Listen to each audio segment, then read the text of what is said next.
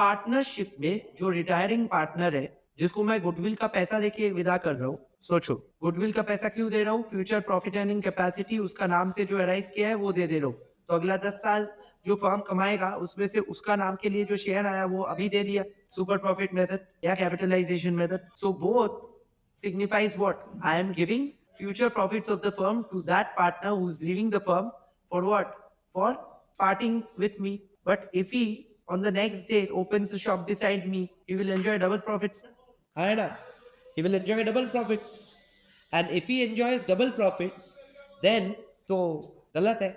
तो वो रोकने के लिए क्या मैं उसको बोल सकता हूँ कि तुम रीजनेबल टाइम के अंदर, लेट्स से 3 साल से 5 साल के अंदर सेम बिजनेस में नहीं हो, 3 साल का गुडविल मेथड होता है ना, 3 years परचेज, यही होता है 3 years।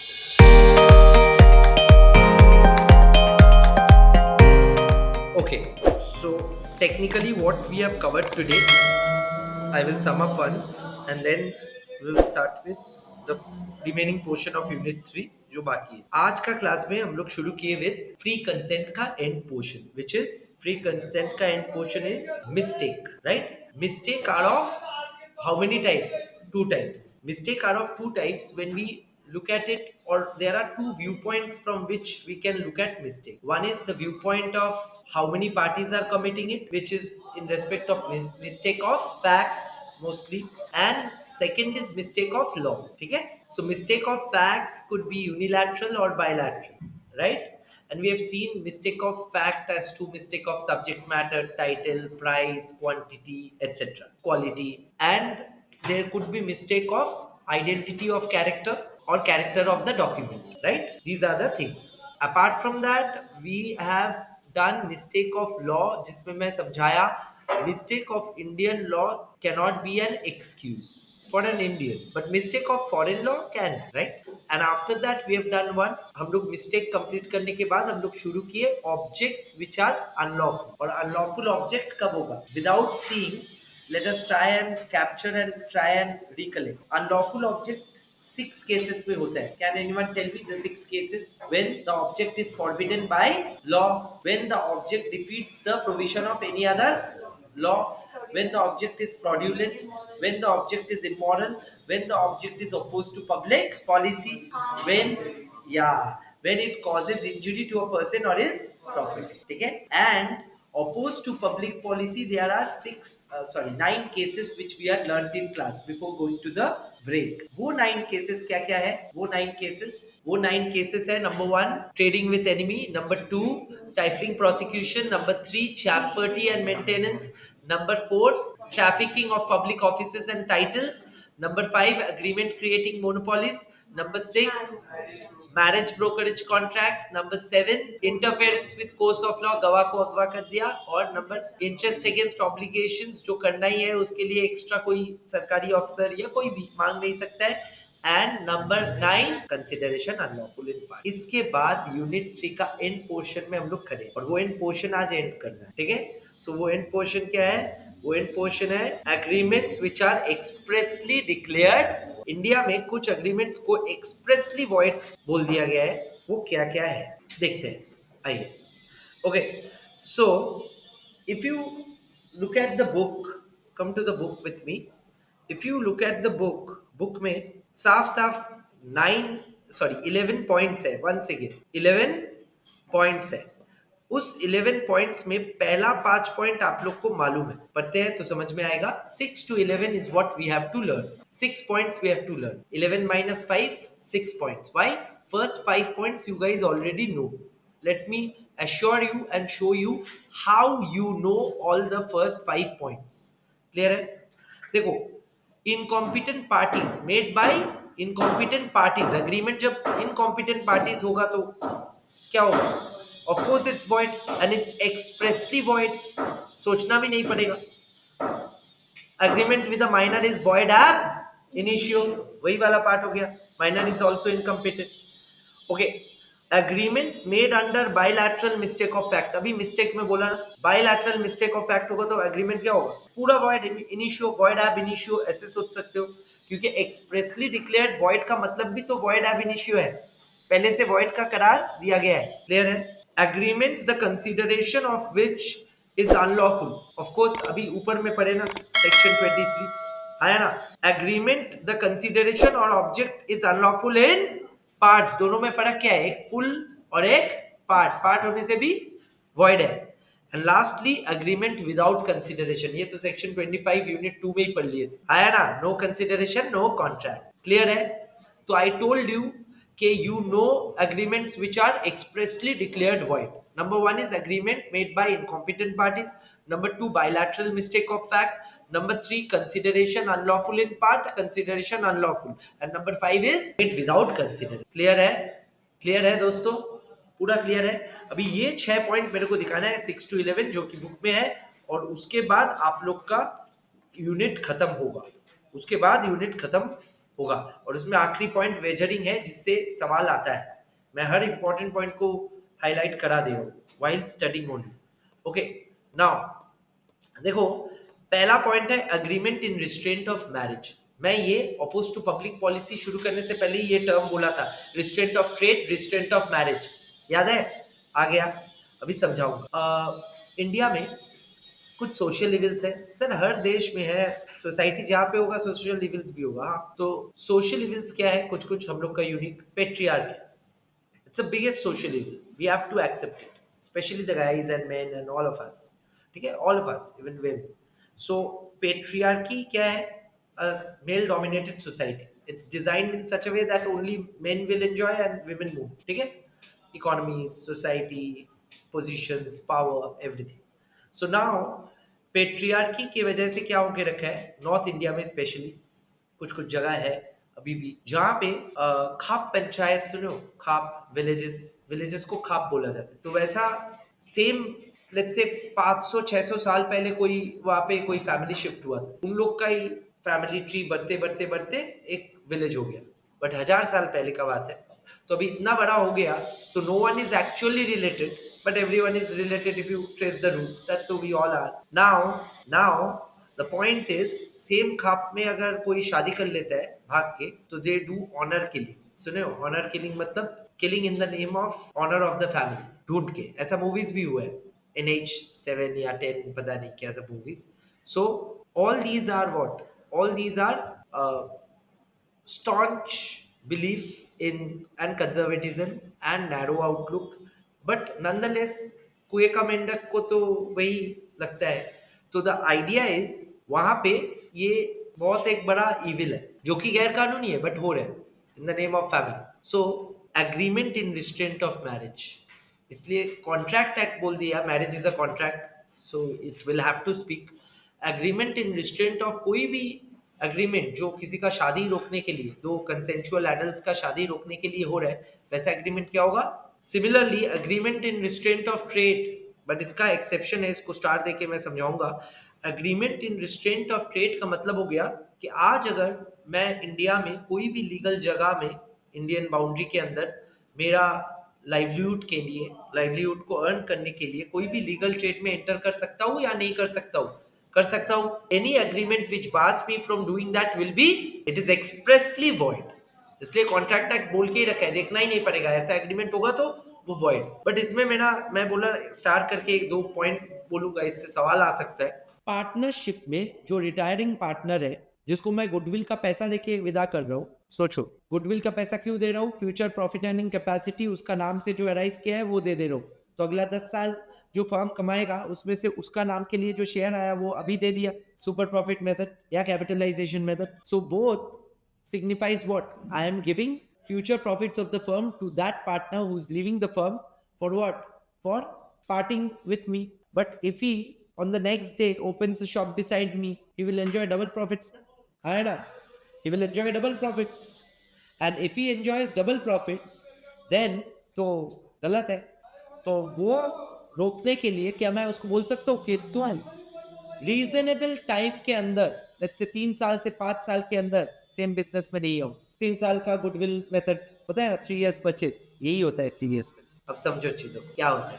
Got it? तुम 3 साल के अंदर नहीं करोगे तो 3 साल का गुडविल ले लिया.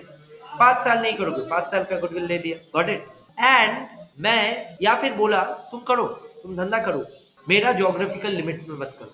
साउथ कैलकाटा मुझे संभालने दो, तुम नॉर्थ में करो, बांगुर में करो, आया ना? तो लोकल लिमिट्स के बाहर these restrictions are restrictions on trade, but they are allowed और not allowed? Allowed, exceptions. Got it? So agreement in restraint to trade is void because it is expressly so, because it opposed to public policy.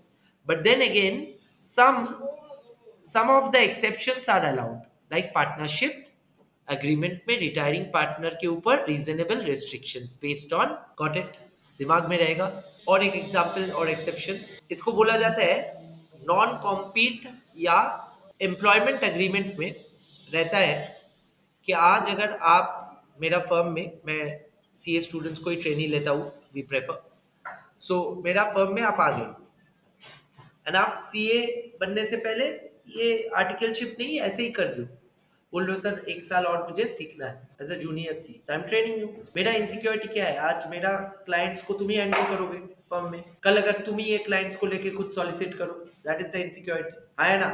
So that if I write in your contract you cannot solicit any client or you cannot join any competitor right after leaving me, it is agreement in restraint of trade. But should it be allowed?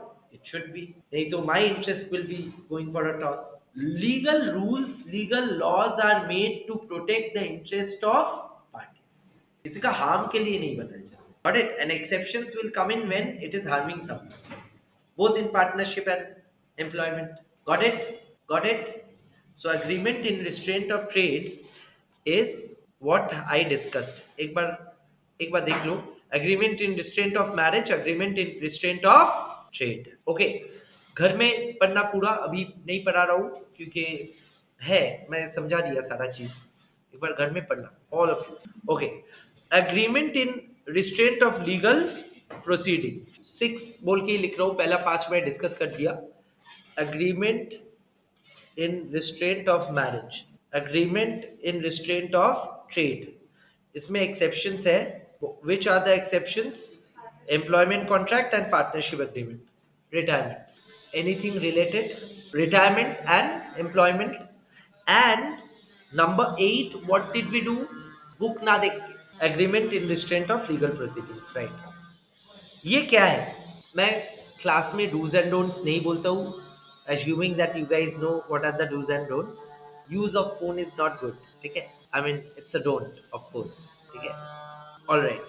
Legal proceedings क्या है? Legal proceeding होता है, आज अगर मान लो मैं agreement में enter किया और एग्रीमेंट में लिख दिया एक क्लॉज कि even if I breach the agreement you can not go to the courts against. ये clause will make the agreement in restraint of legal कार्रवाई करना कानूनी हक है हर एक सिटीजन का, उससे वंचित तुमको कोई नहीं कर सकता, है ना? तो कोई कॉन्ट्रैक्ट में अगर ये क्लॉज डाल दिया जाए, to that extent this contract is void, to that extent, ये लाइन नहीं फॉलो होगा, बाकी सब ठीक, बिकॉज ये लाइन ही, ये क्लॉज ही वॉइड और एक्सप्रेसली वॉइड. बट इसमें एक चीज है, इसलिए मैं अलग से बोल रहा हूँ. क्या है वो चीज? आर्बिट्रेशन. सुने हो? आजकल जितना भी कॉन्ट्रैक्ट्स होते हैं उसमें यही क्लॉज डाला जाता है, आर्बिट्रेशन वाला. What is arbitration? Arbitration is nothing but a formal out of court solution. How and why and who? Arbitrator बोल के एक आदमी को अपॉइंट किया जाता है. किसको? Arbitrator.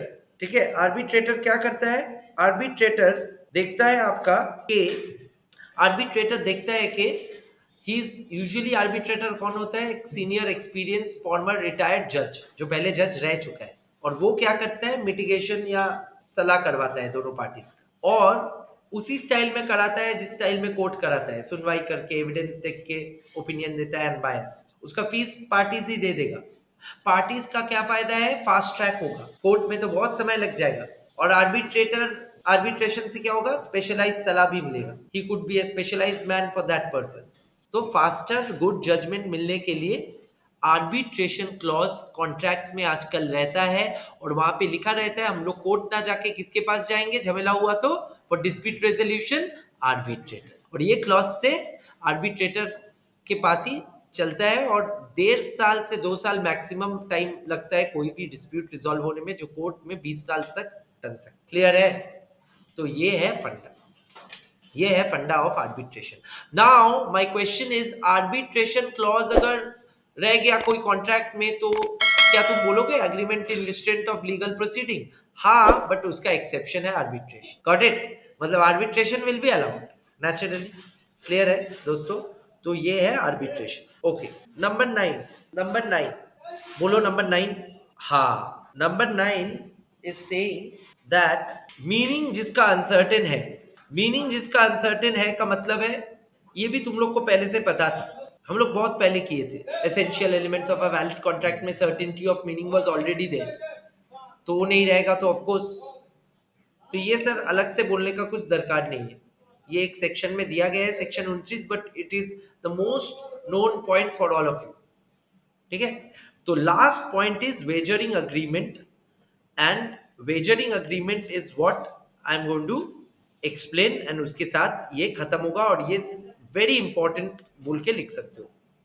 Very very important, very very important. Wagering का पूरा पार्ट पढ़ाने के बाद मैं बुक कवरेज दिखाऊंगा. प्लीज थोड़ा सा फोकस और अटेंशन दीजिए. आई नो इट्स अच्छा सर, वो तो 10 हुआ, फिर वेजरिंग लेके 5 11 नंबर मैं दिखा दिया. Agreements to do impossible acts, ये भी पता है, मैं इसीलिए बोलूं. पता है ना ये, और अनसर्टेन मीनिंग तो पहले से पता था. Okay, so wagering is what we are going to do. Impossibility. Wagering पहले व्हाइट बोर्ड में मैं जो समझाना है समझा दूंगा, फिर बुक का कवरेज दिखा दूंगा. वेजरिंग का मीनिंग कोई बता पाओगे? हिंदी में बोलते हैं सट्टा. सुनियो, betting, gambling, these are all examples of wagering only. Wagering means एक अनसर्टेन इवेंट का आउटकम, एक अनसर्टेन एंड अननोन इवेंट का आउटकम पे दाव पे लगा देना कुछ. आया ना, आज बारिश होगा, शर्त लगाएगा. समझ में आया? ये एक वेजरिंग हो गई. बेटिंग, मैच केकेआर जीतेगा, wagering. Broadly, narrowly it's betting. Got it? एक आदमी टैक्सी से उतरा एट अ वाई. वाई का मतलब है रास्ता दो तरफ जा रहा है. वाई का जंक्शन में टैक्सी से उतरा. वाई का जंक्शन में एक दुकान है, दुकानदार, दो दुकान है, दो दुकानदार दोपहर को बोल रहे हैं चल बोल बाया जाएगा या डाया जाएगा. वाद, वेजरिंग. तो ऐसा ऐसा चीज होता है. हाँ होता है. इसको लेके इंडस्ट्री बन जाता है. रिक्रिएशनल, अर्निंग, बड़ा बाजार में जाओ, हर चीज का मिलेगा. ठीक है? Mind games. ठीक है? So the point is wagering, wagering by Indian Contract Act is void ab initio, expressly declared void. Indian Contract Act illegal का राय नहीं दे रहे, क्योंकि illegal का राय Indian Contract Act नहीं देगा, penal code देगा. बट Indian Contract Act क्या बोल रहे हैं? मेरा नजरिया में ये void है, expressly void कर दिया सारा वेजरिंग. वेजरिंग का एग्जाम्पल क्या है? Betting, gambling, etcetera etcetera, lottery, horse race, chicken fight, ये सारा सारा मैं सब बताऊंगा अभी एक एक करके. I will say everything, don't worry. So पहला सवाल सर, दो तीन चीज आप ऐसे बोले जो सुन के लग रहा है कि ये सब तो आंखों के सामने हो रहे हैं. मैं थोड़ी ना बोल रहा हूँ इंडियन कॉन्ट्रैक्ट एक्ट इलीगल बोल रहे. हालांकि लॉटरी इलीगल भी है इंडियन पेनल कोड के तहत, मैं बताऊंगा, लिखाऊंगा, बट उसके पहले समझा दो. तो लॉटरी लेके क्या माजरा है सर? लॉटरी वेजरिंग है, ये तो समझ में आ रहा है. अननोन अनसर्टेन आउटकम के ऊपर शर्त लगाना है ना. लग गया तो लग गया, ड्रॉ ऑफ लक, है ना. Lottery is wagering, that is you know. But how is lottery void and why is it expressly so that you want to? जहां पे स्टेट गवर्नमेंट्स का लॉटरी तुम लोग देखे हो चारों, सिक्किम, पंजाब, बंगाल सीरीज, है ना, और बिक रहे ओपनली, है ना. तो मैं बता दूं, लॉटरी बाय इंडियन गवर्नमेंट और central government, the stance is lottery selling is illegal. But कौन बेच रहा है? स्टेट गवर्नमेंट्स बेच रहे हैं. It's illegal and it's punishable, but state government को अलाउ करती है. सर ऐसा करता है गवर्नमेंट? हाँ, कमाई के लिए कुछ भी कर सकता है ना. तो अल्टीमेटली स्टेट गवर्नमेंट को बोल रहे हैं तुम तुम्हारा कमाई करने के लिए तुम्हारा सीरीज का लॉटरी निकाल रहे हो, तुम्हारा कमाई हो रहा है, तुम करो, तुमको हम लोग एग्जेम्प्ट कर दिए पनिशमेंट से. वो करके लॉटरी बिक रहे. इंडियन कॉन्ट्रैक्ट एक्ट को कुछ लेना देना नहीं है वो एग्जेम्पशन से, उससे उसको इंडियन पेनल कोड से पनिशमेंट नहीं मिलेगा, इलीगल नहीं होगा, है ना. बट इंडियन कॉन्ट्रैक्ट एक्ट क्या बोल दिया? लॉटरी विनर जो भी होगा, lottery contracts are what? void. Legally it will never be tenable. Indian contract act. Got it? Got it? ठीक है. तो वेजरिंग में पहला मैं बात किया lottery. Lottery is illegal as per IPC but is allowed by CG to some entities. But Indian Contract Act ICA declares it void. Declares it void, blanket void. हर एक चीज के लिए बिकॉज वेजरिंग क्या है void. क्लियर है? समझ में आया? Absolutely no. पैसा तो हर चीज का ही सोर्स, पैसा कुछ भी हो सकता है। आज एक बिल्डिंग भी कोई अगर खरीद रहा है ब्लैक मनी से, जो खरीदता ही है, सर आप ओपन बोल रहे हो, हाँ ओपन बोल रहे हो, क्या है, रियलिटी है, फैक्ट है, डरने का क्या है, तो वो तो हमेशा वैलिड है। इनकम टैक्स देना पड़ेगा। ब्लैक मनी से अगर तुम कोई एसेट खरीद रहे हो, वो एसेट एक्सप्लेन करना पड़ेगा, तुम एक्सप्लेन नहीं किया उसका सोर्स, तो इनकम टैक्स देना पड़ेगा। बट द एसेट थोड़ी ना इलीगल बन गया, राइट राइट। एंड लॉटरी में लॉटरी का इनकम से आप, वॉइड इनकम है, void is not illegal no. So lottery का इनकम से आप अगर एसेट खरीदे तो खरीदे, उसमें तो कोई फर्क ही नहीं पड़ता, ठीक है। Anything else? Okay, so it is void. So the difference between void and illegal once again becomes important now, then only you'll be able to demarcate. Second, मैं क्या बोला, दोनों अलग अथॉरिटी है, इंडियन कॉन्ट्रैक्ट एक्ट और IPC. IPC is most stringent which can declare punishment criminal offenses. So lottery को वही बोला गया है, selling of lottery is punishable offence. But अभी एग्जेम्प्ट है स्टेट गवर्नमेंट्स या कुछ कुछ स्पेशल एंटिटीज को कि तुम लोग लॉटरी करो, तो जो भी कर रहे हैं परमिशन लेके कर, सिंपल हिसाब। बट परमिशन लेके करने के बाद भी इंडियन कॉन्ट्रैक्ट एक्ट का आंखों में क्या ये वॉइड है या वैलिड है? वॉइड है, यही मैंने कहा। क्लियर है? लॉटरी लेके ज्ञान, ओके। अभी दूसरा ज्ञान है हॉर्स रेस। ये भी तो गैम्बलिंग है एक तरह का। अल्टीमेटली सोचो ना, वेजरिंग तो है ही, तुमको थोड़ी ना पहले से पता है कौन सा घोड़ा जीतेगा, असलियत है ना।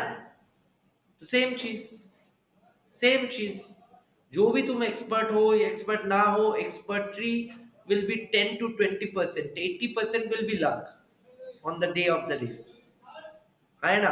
Unless you have got up something, और जो आईपीएल में होता है, ठीक है। So the point is, unless it's a got up चीज, you can not predict the winner, simple. तो हॉर्स रेस भी वेजरिंग है और वॉइड है। और इंडिया में मैं बता दूं, हॉर्स रेस भी इलीगल है unless there are permissions on special days. Calcutta में भी देखे हो 1st of January स्पेशल हो रहा है कि नहीं? तो that is the position on horse race. Sir what about lottery and horse race के बाद, what about poker, casino etcetera? Poker casino is absolutely illegal. Entertainment के लिए तुम खेल रहे हो, बट पैसा देके अगर क्लब बना के रूल्स करके कर रहे हो, तो इट्स एब्सोल्युटली इलीगल। सर फिर कैसीनो कैसे है गोवा में? हम लोग घूम के आए। सिक्किम में कैसे है casino? Now I tell you the catch. हर जगह गवर्नमेंट ही इलीगल बोलते हैं और गवर्नमेंट ही परमिशन देते हैं। स्टेट गवर्नमेंट ऑफ गोवा में ये परमिशन वाटर बॉडीज में देखना है, तो इसलिए most of the casinos are ship में, ठीक है। सिक्किम में due to their annexation, Sikkim भी एनेक्स हुआ था इंडियन गवर्नमेंट के साथ।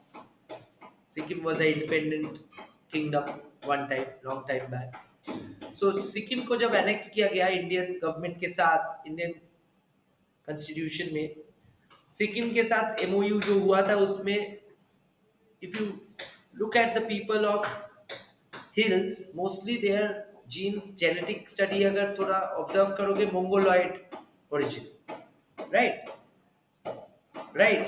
So most of the mongoloid genetic people, I am not an expert on genealogy, but still observation, they love to gamble.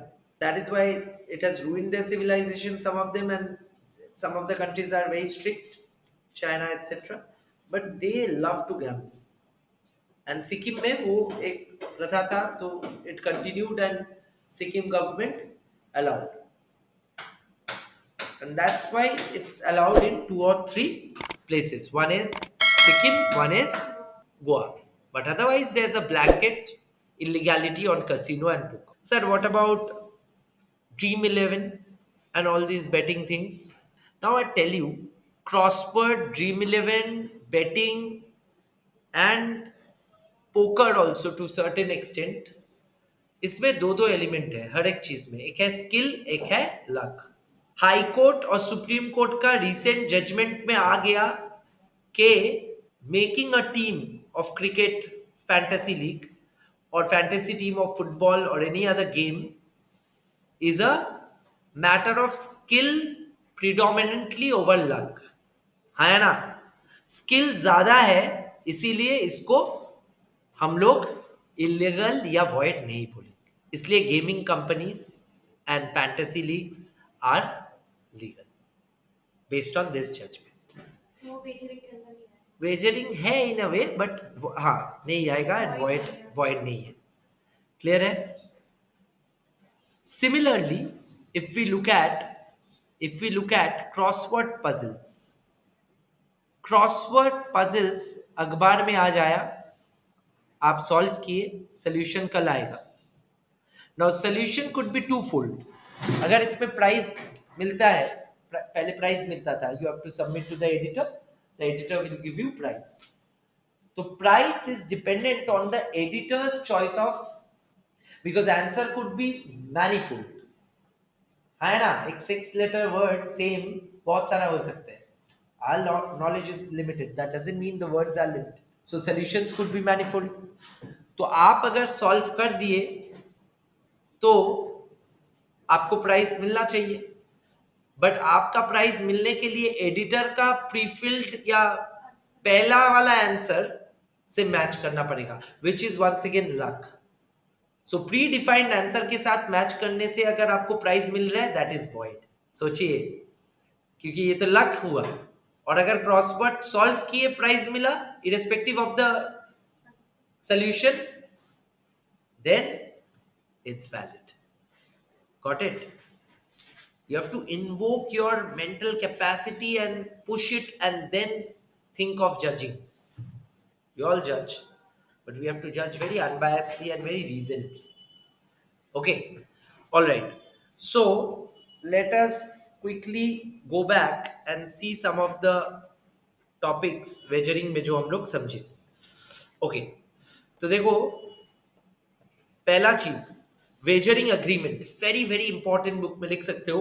An agreement by way of wager is void. It is an agreement involving payment of a sum of money upon the determination of an uncertain event. Shart, satta. The essence of a wager is that each side should stand to win or lose. Wager में unbiased होना पड़ेगा. Each side has an equal chance of winning and losing both, depending on the way an uncertain event takes place, in reference to which the chance is taken, and in the occurrence of which neither of the parties has legitimate interest. मेरे को थोड़ी ना मन है वो आदमी actually dia जाएगा या आया जाएगा, क्या फर्क पड़ता है, रुक भी गया या बैंक भी चला गया, मेरे को तो शर्त से मतलब है ना. Okay, essentials of a wager, there must be a promise to pay money or money's worth, मतलब कोई एसेट दांव पे लगा दिया या money. Conditional on an event happening or not happening. Uncertainty of the event, it's not certain. Must be two parties, each party stand to win or lose. Common intention to bet. Parties should have no interest in the event except for जो दाव में है ना. यही है. अभी देखो, transaction similars to Vaser, एक लॉटरी मैं बोल दिया, क्रॉसवर्ड पजल्स वर्सेस कंपटीशन, ये इसका केस स्टडी भी नॉट, मतलब नाम ना लिखने से भी चलेगा, ठीक है. स्पेक्युलेटिव ट्रांजैक्शंस मैं बोलूंगा. हॉर्स रेस ट्रांजैक्शंस में आओ. हॉर्स रेस ट्रांजैक्शन में a horse race competition where price payable to the bet winner is less than 500 is a wager. मतलब 500 रुपया के ऊपर वाला is not a wager. ये है, ये बहुत दिनों से पहले जमाने में 500 बहुत ज्यादा प्राइस मनी हुआ करता था, तो अमेंड नहीं हुआ, तो इसीलिए 500 में रह गया. Needs to be amended. और आजकल वर्चुअली कुछ भी ये सब वॉइड नहीं है, बिकॉज लीगल परमिशन लेके कर रहे हैं, तो it is cutting out on the thing like I explain, like lottery very much, got it. So, but for your theory, for your knowledge, for what Indian contract says, कितना 500 के नीचे वाला Vaser है, ठीक है. Transactions resembling with wagering transaction but are not void, देखो ये important है. अच्छा, ऊपर एक स्पेक्युलेटिव ट्रांजैक्शन था, वो मैं बोलूंगा, बट उसके पहले मैं बता दूं, वेजर जैसे दिखने में बहुत सारा कुछ है, बट वो वेजर नहीं है. क्या क्या है? Chit fund. चिट फंड क्या होता है पता है? चिट फंड होता है, एक सपोज करो इस क्लास में हम लोग 20 जन है, हम लोग 20 जन 500 रुपया करके दिए तो 10,000 रुपया फंड हुआ. हम लोग हर महीना 500 देंगे तो 10,000 रुपया फंड क्रिएट होगा. साल के अंत पे लाख 1.5 लाख पड़ा रहेगा, लेट्स से 10-20 जन, और ये पैसा साल के एंड में हम लोग लकी ड्रॉ करके जिसका नाम उठेगा वो उसको लेंड करेंगे एट अ नॉमिनल रेट, 2% 3% उसको वो रिटर्न देगा. बोल रहा हूँ 2-3%, अभी 5-6% हो गया होगा एक आइडियल. तो मेरे को मेरा नाम अगर आ गया तो मेरे को क्या मिल रहा है? पैसा एट मच चीपर रेट. उसको एफडी में लगा दूंगा तो ज्यादा कमा लूंगा, आया ना. तो दिस इज द फंडा ऑफ चिट फंड. और ये चिट फंड अलाउड है, ये वॉइड नहीं है, in spite of it having a wager element. Lucky draw से नाम उठेगा, आया ना. Got it? चिट फंड सबको समझ में आया? Okay. Commercial transactions of share market transactions. तुम लोग सोचोगे अरे भाई शेयर मार्केट तो सबसे बड़ा सट्टा है, किसको पता कल क्या होगा मार्केट का, आया ना. तो शेयर मार्केट ट्रांजैक्शंस क्या वेजरिंग एलिमेंट रहने के बाद भी वैलिड है? बिल्कुल, ठीक है. So game of skill and athletic competition, of course no one knows the winner. Marathon में, शॉर्ट रेसेस में, स्विमिंग में, आया ना. गेम ऑफ स्किल में यहाँ पे पोकर आ जाएगा. मैं बोला ना रिसेंटली क्रॉसवर्ड पजल्स एंड जो स्किल हैवी कार्ड गेम्स है, that can. Contract of insurance biggest example. Outcome पता नहीं है ना. मेरा जहाज डूबेगा या ना डूबेगा, मैं प्रीमियम दे रहा हूं, अगर डूबा तो मेरे को मिलेगा, तो वेजर तो है ही, है ना. बट ये पर्पस अलग है. Purpose is to safeguard myself from losses which may or may not arise. Clear है? All of you clear? Speculative transaction is the last thing जो मेरे को समझाना पड़ेगा. सर शेयर मार्केट और स्पेक्युलेटिव में क्या फर्क है? शेयर मार्केट और स्पेक्युलेटिव में दो चीज फर्क है. एक है कि शेयर मार्केट में मैं जो लेजिटली हेजिंग करता हूं, हेजिंग का मतलब होता है एक ऐसा सौदा, लेट्स से मेरे पास डॉलर्स पड़ा हुआ है, तो मैं डॉलर डिप्रिशिएट कर जाएगा तो मेरे को घाटा होगा ना. आज $1 का वैल्यू है लेट्स से 80, कल अगर 70 मिले उस डॉलर से तो मेरा घाटा है. अप्रिशिएट करे तो मेरा मुनाफा है. यही 80 वाला अगर 90 हो गया तो मेरा मुनाफा है, if I am a dollar holder. तो in order to hedge myself, मतलब मेरा पॉसिबल फ्यूचर लॉसेस को मिनिमाइज करने के लिए, मैं अगर शेयर मार्केट में डॉलर फ्यूचर खरीद लेता हूं, सेल करता हूं. डॉलर फ्यूचर सेल करना मतलब I have right to sell dollar at a minimum price of 90. तो मेरा इंश्योर हो गया ना, हाथ में जो डॉलर था. ये ट्रांजैक्शन मेरा हाथ में डॉलर था, उसको ऑफसेट करने के लिए, रिस्क को मिटिगेट करने के लिए मैं एंटर किया ना. तो ये स्पेक्युलेटिव होगा या नहीं होगा? नहीं होगा. This is share market commercial transaction which is valid. But यही चीज मेरा हाथ में डॉलर्स नहीं है, मैं सट्टा कर रहा हूं, मेरे को लग रहा है डॉलर का वैल्यू बढ़ेगा, मेरे को लग रहा है डॉलर का वैल्यू बढ़ेगा, और मैं डॉलर का फ्यूचर ट्रांजैक्शन में एंटर कर लिया, है ना.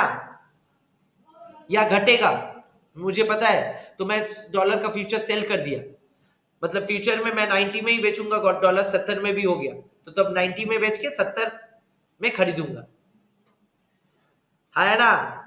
तो मेरा फायदा होगा ना 20 का. ये ट्रांजैक्शन में मेरे पास डॉलर नहीं था, मैं रिस्क को हेज करने के लिए नहीं किया, स्पेकुलेशन का लालच से किया, ये ट्रांजैक्शन इंडिया में got it, speculative transactions. Clear है? ये सब करना ही नहीं, नो ट्रेडिंग। मतलब many CAs can become excellent, but at the end of the day, my personal opinion, not needed maybe, but I'm still throwing, since we discussed some examples, it may inspire you, motivate you.